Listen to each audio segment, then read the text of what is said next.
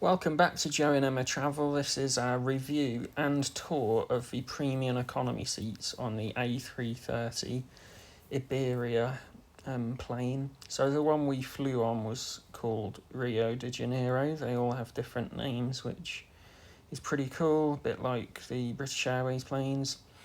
So the seats recline 18 degrees. Now that is quite a lot, isn't it? Yeah, it is a lot. The guy in front of me reclined his chair without any warning, and oh my god, I got the shock of my life.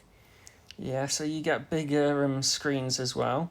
They do tilt, so if a person in front has reclined a chair, you can still see the screen. Yeah, that was definitely helpful when it tilted.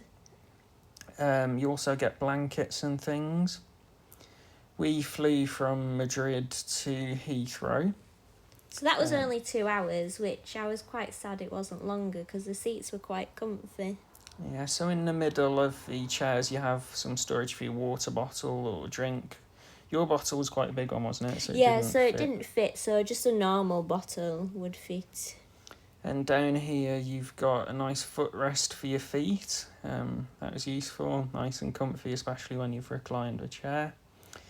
Moving into the middle, you've got the USB sockets and proper plugs as well. That was excellent for charging your phone and things, especially if you're on the longer flights. Those are invaluable, really, aren't they? As well as that in the middle, you've also got like a table. That's good as well if you just want to put your drink on it. You've got a remote here, which is located, so that's, you don't have to reach over to use a touchscreen if you don't want to.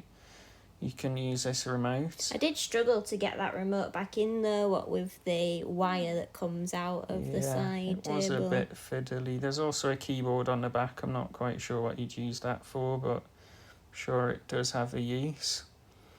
And you have these tables in the middle as well, don't you?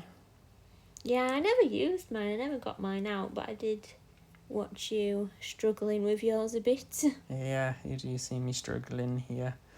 But again, we didn't eat on the plane, but it is really useful if you are having a meal. As you can see, it's really big. And it just folds away nice and easy, small storage space for it. Just be careful not to trap your fingers.